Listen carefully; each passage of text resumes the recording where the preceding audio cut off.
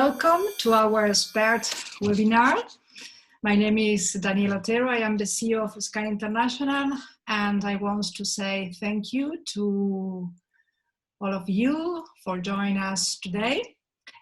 We are more than 1,300 participants, so thank you. That is amazing. Also, of course, I want to give my special thanks to Nick Pilbeam. He is the Divisional Director for REIT Exhibition Travel Division, which includes the global portfolio of leading brands such as World Travel Market, International Luxury Travel Market, and IBTM Events. Nick joined REIT Exhibition in January 2015, bringing with him over 15 years experience in the travel industry for his previous role was, I think, Nick in British Airways, right? And Avios, yeah? At REIT Exhibition, he is responsible now for over 20 travel industry events taking place through the years in Europe, the Americas, Asia, Middle East, and Africa. So today the idea is to talk with him about the future in event organization. All the participants are in the listen mode and are welcome to make comments or questions in the chat. So welcome, Nick. The coronavirus, I think that will define a before and after in all industry, but in particular, by the nature of the business, it has impact strongly in the area of trade fairs and conference. On the European continent alone, the fairs rise to 3,000 fairs cancelled or postponed, and the economic damage as planned up to the end of the June will be more than 28 billion euros, more or less. So I have here a comment indicating that trade fairs and conference activity has been one of the first to be affected by the crisis and will be one of the last to recover. But do you agree with this? Well, first of all, thank you, Daniela, for the invitation to talk to you and the members of Skål International today. Special members to all those dialing in from some of our event destinations. I was looking at the chat, so we've got Cancun, Cape Town, Cannes in France, Barcelona, New York, and others. So special hello to all of you. Firstly, on behalf of everyone at REIT Exhibitions, I want to express our thoughts for all those directly affected by COVID-19, and also ongoing gratitude for all the health workers who are doing such an amazing job all around the world in helping everyone through the crisis. So to answer your question, Daniela, yes and no. I think yes, in terms of the impact. Clearly, travel, mass gatherings have been halted in most countries around the world. I think 93% of the world's GDP is in lockdown right now, which is an unbelievable statistic. Yeah. But still the harsh reality. So I think that the industry has been hit in a major way. But I don't agree that it'll be the last to recover. And I think if you look at the building blocks of what does it take to run a successful international event, I think first of all, you need the host country government to allow mass gatherings. And I think that there's some important words there. I think what we've just seen in Germany is interesting, where the German government have separated business events from mass gatherings. I think they recognize the business events, trade shows, exhibitions, conferences are highly controllable environments. We can decide who comes, how they come, what the safety standards are. We control the total physical and digital experience, which is quite different from mass gatherings. So I think that's important. So that's the sort of government policy aside. I think the other issue is, well, we need to have venues to run events. And I think the trends are that there are a number of field hospitals and some of the bigger venues around the world, but actually they're starting to be mothballed, put on standby, and hopefully they'll be closed in the coming months. So I think that there's good progress in that direction. I think there's already been a question on safety and standards for safety around the world in the industry. So that's something that we're working on very hard. REIT Exhibitions is part of a number of national and international associations that are spending, believe me, a lot of time right now looking at global standards for safety, COVID security in and around events. So I think a bit like you've seen with the hotels, with Accor announcing recently their All Safe program, in partnership with AXA Insurance. I think you'll see the exhibition industry come out with a series of standards globally very soon. So watch this space. So again, on the international events, people need to be able to get to these events. They need to be able to travel. So hotels I've covered, I think the hotels are doing a great job in publishing their very rigorous safety standards, which gives me a lot of reassurance to travel from a hotel point of view. Ground transport is following quite quickly. You can see a lot of evidence of ground transport companies separating driver and passenger with the perspex screen. So I think that's coming on. Airlines and airports, a bit mixed at the moment, I would say, in terms of standards and different trials happening in different markets. I think with the lockdown starting to lift, that will really accelerate sort of centralizing around a series of standards that will be globally applied in airports and airlines, giving people confidence to travel more. So I think that the travel ecosystem needs to come together and is going in the right direction. But I think there are some issues around budgets. Clients need to have money to spend on travel and accommodation and attending trade shows. And I think that, you know, different industries are affected in different ways, but for travel, depending on what forecasts you look at, the industry is going to be affected between 40 and 80% down on last year, which is just enormous numbers, horrible numbers. Terrible. But the recovery is expected to be strong. So even though it'll probably take 2 or 3 years to get back to 2019 levels, I'm very optimistic about the travel industry coming back. And I think in that context, the economic recovery, cash is going to be king to clients. You know, how are they going to, where are they going to choose to spend their money and who with? But equally, future bookings, you know, for travel, the travel industry needs bookings in 2021 to drive recovery, and trade shows are a great place to get that business done. So I'm very optimistic. I think that the one thing to remember is that exhibitions and trade shows are a huge driver of economic activity, both in their host city in terms of the jobs they create, temporary jobs, but also driving that macroeconomic, getting the economy moving. So I'm very optimistic from that point of view. My second question have a relationship with this. No, can we, if it's possible, calculate the consequence that this scenario generates as a domino effect for many other related sectors, such as you say, accommodation, catering, travel, transport, for example? Yes, unfortunately we can, because again, the numbers are quite big. I'll give 2 examples. There's a sort of small example, a micro example in a host city, where recently a host city in Europe, there was a major event cancelled there, not one of ours, quite early on in the COVID crisis. And there were estimated to be 14,000 part-time jobs in hospitality lost because of that event cancellation. So this is around the event, not in the event itself. So that's a big number, but it's isolated to one city. Another way of looking at it on a global scale is business travel. So travel for meetings, incentives, conferences, and events is part of business travel. And that's expected to take a hit of around $800 billion in 2020. Can you believe that? And about half of that is MICE travel. So these are huge numbers, but that's why it's so encouraging to see the lockdown starting to lift, events starting to run, so we can start to reverse this really negative and damaging effects on the industry. In relationship with this, is the industry now receiving some support or news about support, future support from the public authority at these crucial times like this to guarantee its continuity or not? I think we're starting to see that. I think we're going into the phase now where we'll see more of that. There are a few early signs. In Hong Kong, the government has given a $1 billion Hong Kong dollar subsidy for organizing events in Hong Kong venues. That's a good start. Germany, the policy around separating business events from mass gatherings is a good start. So I think I think we'll see more on this front as governments move from health crisis management into economic recovery. So I think we'll hear some news on that over the coming weeks and months. You mentioned 2 times Germany, and was actually ITB the first big or massive trade show cancelled, if you remember, this year. And I was in this moment in Berlin, and I remember it was a real shock.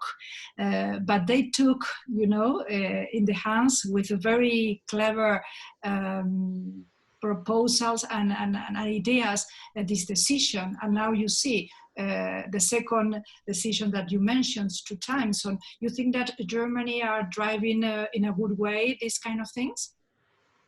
I think they are. I also think it's a sign of, you know, Hong Kong is the other example. I think it's a sign of where countries are starting to come out of lockdown. So the countries that are most recently going into lockdown are worried about hospital capacity and those sort of healthcare issues. The countries that are now coming towards the end, or at least starting to come out of lockdown slowly, they're worried about both health issues and economic issues. And I think it's those countries that are exploring these issues, which is why you're seeing some of the Asian countries explore these issues early. Germany is one of the earlier countries in Europe to come out of lockdown. I think that's why you're seeing the news come out of these markets. And I think as other countries come out, you'll see similar news, I hope, in those countries as well. Yeah. And what are companies in the trade fairs and conference sector doing right now in these weeks or months?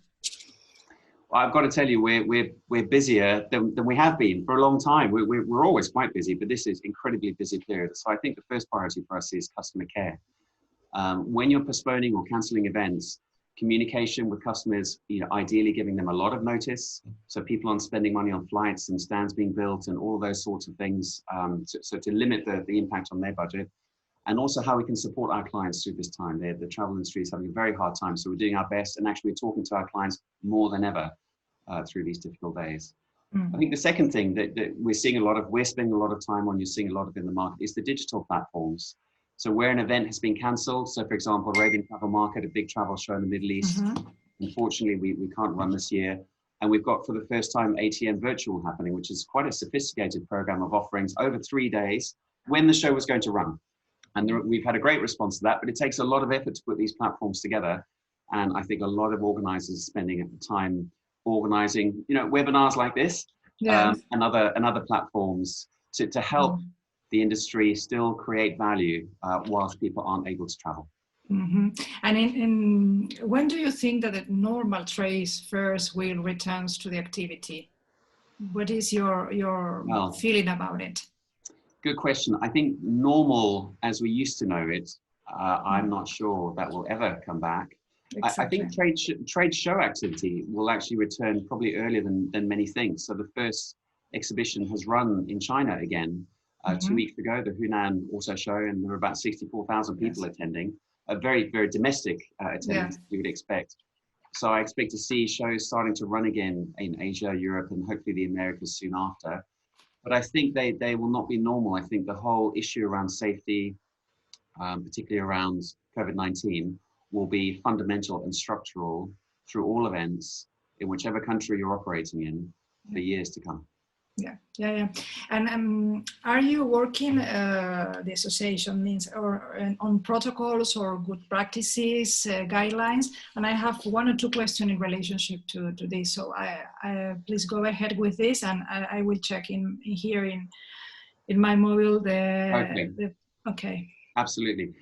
The short answer is yes. That's a critical issue for us that we know is important for us to run events and give people confidence that it's safe to attend. So we're confident we're going to come up with a series of benchmarks that's put together through a number of organizers around the world and all the international associations, a strong set of standard guidelines and good practice protocols that will make it safe to attend our events. So that's being worked on very hard in the background at the moment, and you can expect some new news on that over the coming weeks. We have here 1 question from Andrew from Thailand. In relationship with this specific hygienics process for the stands, and if you recommend a specific product for this kind of venue, for cleaning, for virus control. So maybe we need to receive this specific information or before to start again with these trade shows, right? We do, yeah. And I'm getting a lot of questions like that from you, Andrew, in Thailand, very similar questions.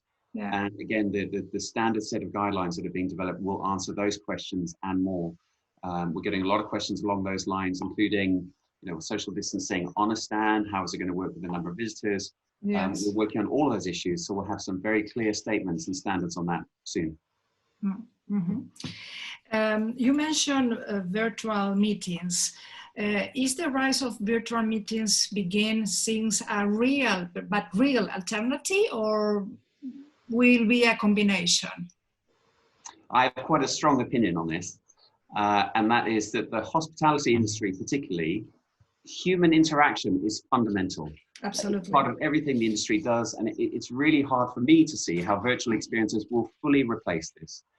I'd like to quote Jeff Dongy, who's the CEO of the International Convention Centre in Sydney, who said that virtual meetings will replace real meetings when virtual honeymoons replace real honeymoons. It's true. There are some things people just need to do together. Exactly. I love that. I love that. So I wanted to share that. Yeah. But I have to say that even though I don't believe virtual meetings will replace the face-to-face over the long term, I do believe that it's a great short, medium, and long-term complement to the face-to-face events. We're spending a lot of time at Retravel Exhibitions launching our digital offerings. They've gone very well. We've had very positive feedback, and I think they're here to stay as a complement to the face-to-face experience. Yeah, but it's something new for everybody, and now we incorporate this kind of technology in a very good way. And I think that is another alternative for, mix business, but of course the trade shows and this ambient and environment will be something that everybody wants to have again, maybe in another condition. Yes, that's like you say. It would be a new tendency to hold smaller or more local trade fairs with less concentration of people. You mentioned China and this recently experience. What is your opinion about it? I think there are two angles to look at that question. I think the first one is we will probably see a more domestic orientation initially to events because of the lockdowns and the travel bubbles or air bridges aren't that advanced yet. So I think the initial events will see more of a domestic orientation, progressively building out into short haul and then into long haul attendance. So I think we'll see that as a trend. I don't see smaller events, more localized events being attractive. And the reason I say that is, I think for the big international large scale events, they're actually very efficient. It's the main advantage of trade shows. You have one trip, one travel budget, 3 or 4 days, and you get new leads, you manage existing accounts, new knowledge, content, contacts. Everything in one place, yes. In one place. It's really efficient from a time and money point of view, two of the scarcest resources. Yeah. So I think that if you were to, instead of doing that, do multiple trips to smaller events, you're talking about much more time out of the office, much more travel budget. Those two things in this economic environment, I think are going to be very difficult. So I don't see that being a replacement for the larger, more international events. But if you see, or if you imagine a line time, this year will be very, difficult. The next one, more or less, but in 1 or 2 years, maybe the new normal will be in place. And when we return to the new normal, we will incorporate a lot of good practice, and this is maybe the result for this extremely and hard experience. Yes. And it's good. Yes, it is good. Yeah. I think it's good. Yes. Right? So how do you imagine the global trade show circuit post COVID-19? Not this year, of course, maybe in 2 or 3 years. I think it will be different, and not just what I was saying about the safety standards being a long-term thing. I think it will be different in a few ways. I think there will be less shows. With the economic impact from COVID-19, I think shows that are not number 1 or number 2 in their market or don't have very high satisfaction or very high return on objectives, they're really going to struggle. I do think the ones that do have high satisfaction, high return on objectives, will continue for many years to come. So I'm very optimistic about those. But the ones that aren't, I think, will struggle. I think secondly, organizers that don't have a very strong balance sheet will struggle to weather the storm, which means the events that they run and the companies that they are may close permanently, which is a very sad but quite likely outcome of this situation. I think there's another dynamic. So you mentioned a few cancellations earlier this year. I think particularly earlier on in the crisis, the cancellations came quite late notice, and some clients had quite a lot of sunk costs, and they had a bit of pain from that issue. And now also they're not making any money because hotels are closed and there's nothing going on. So cash is very sensitive. So I think these clients will be very careful about who they give their money to for events. So if they're not sure that that company is going to be around in the next few weeks or months, they won't go to those events because they won't want to risk losing any cash at all. Yeah.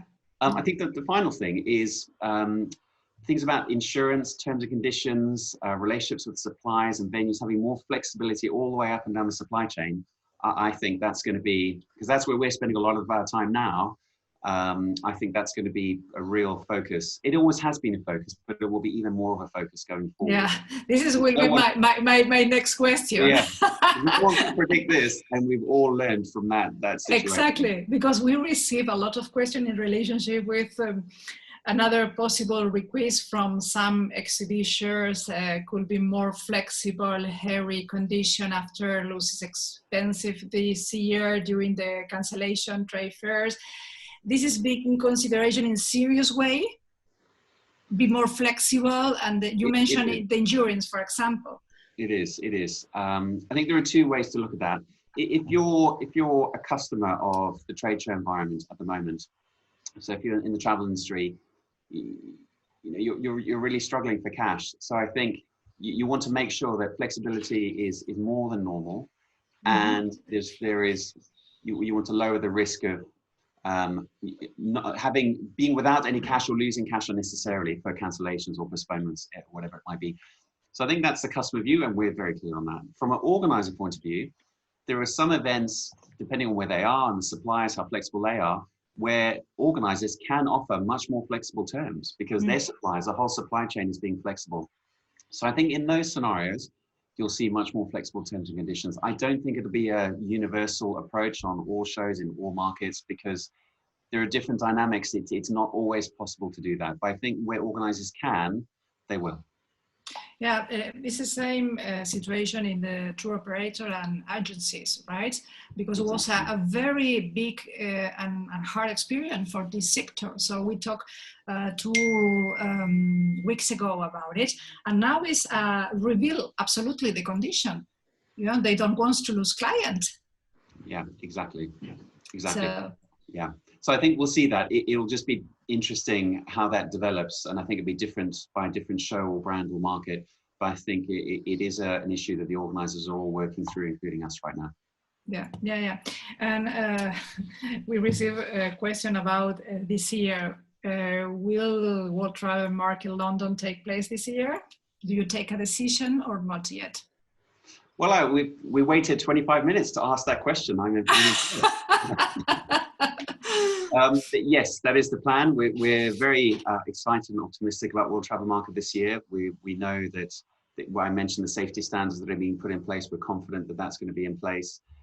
We also anticipate that the travel ecosystem that I mentioned earlier will open up. These travel bubbles and air bridges will allow more and more international transport. So we're hopeful that will allow enough attendance. So we expect that is our main planning scenario at the moment.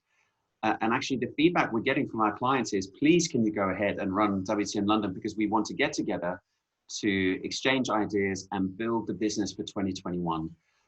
We're very fortunate that it's later in the year, in November, so there is a bit of time for some of these issues to develop. So yes, that is our plan to run World Travel Market London 2020. Okay, and in relation with this, you are planning to offer discount or promotion for, be more interesting to the rest of your clients? Because I know that the people now are thinking, because it's the next big trade show for this year. On that show, we're not getting that question so much, actually. I think the questions are, the first question is the show going to run? The second question is, Andrew from Thailand, is, what are the standards, how we're going to make sure it's safe? And that question is coming from exhibitors and will come from visitors and buyers. So we're preparing for that, and we're confident we'll have all that covered. I think people know we're a very reputable organizer. We're part of a bigger corporate. We've got a big balance sheet. So I think there's no risk of us going out of business and clients losing their money. So actually, most of the questions we're getting are those first two that I mentioned. And about the destination, what is your feeling? Because we speak about hotels, accommodations, travel industry, different sectors, but not about the destination.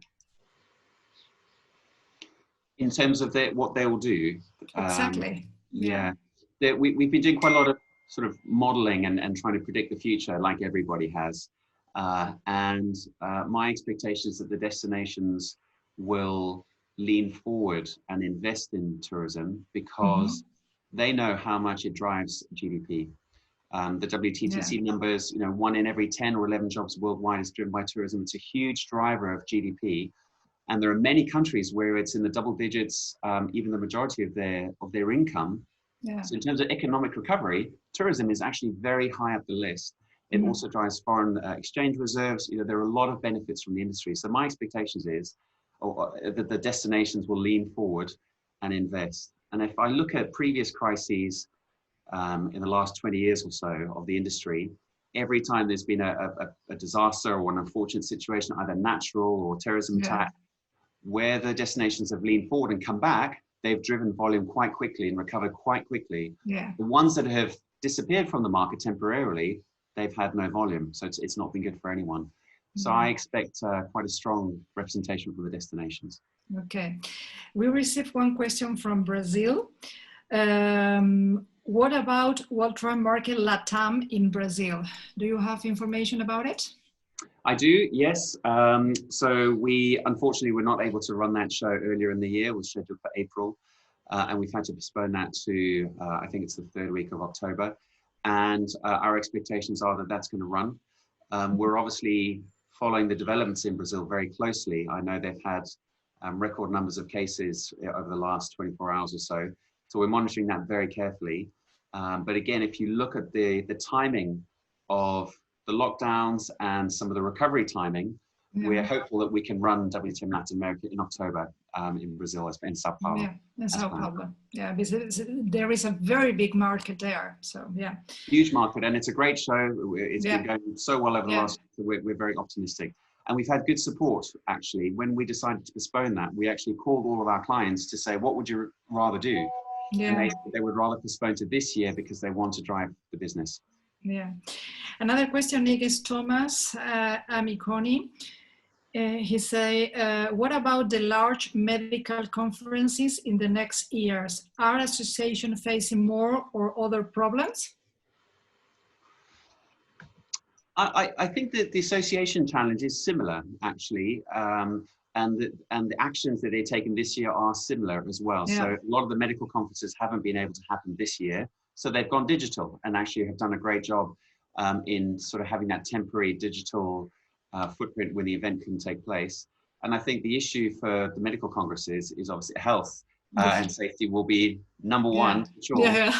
So I think those universal standards about how you bring these business events together in a controlled way, having all the global safety standards in place to give government authorities reassurance, but also companies sending their staff reassurance that it's safe. I think their challenges and opportunities are similar to what we're expecting.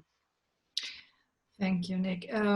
From Katerina, how graduate students with ideas on post-COVID recovery plan can contribute? Is there a platform where industry or professional can exchange ideas?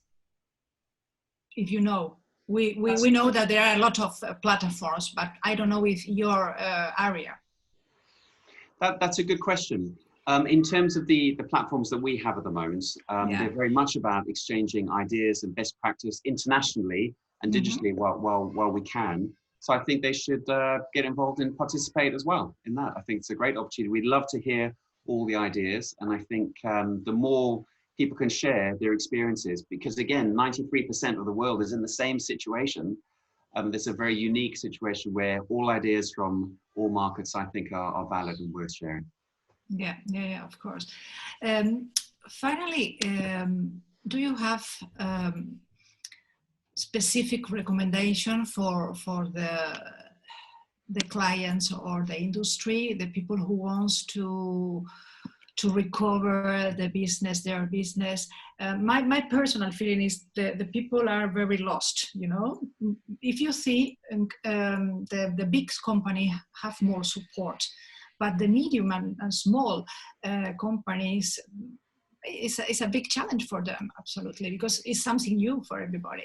So do you think that it's possible to bring to them some recommendation? Yeah, it's a very good point. And I must say, I am concerned for some of the smaller to medium-sized businesses in the travel industry that don't have that big economic strength to lean on. And so there's two things I would say in that space. The first one is on your question about the destinations. I expect to see the destinations subsidizing the private sector, particularly the smaller companies, a lot more than they might have done in previous years, to help them come to market and build a business for next year. Because I think they know that the smaller companies are the ones that are possibly hit the hardest, so they want to help them. So I think that's a bit of good news, and I think that's something to look forward to if you're a smaller operator. I think the other thing is that we are very much we recognize that not all the smaller companies will be able to come to our events this year.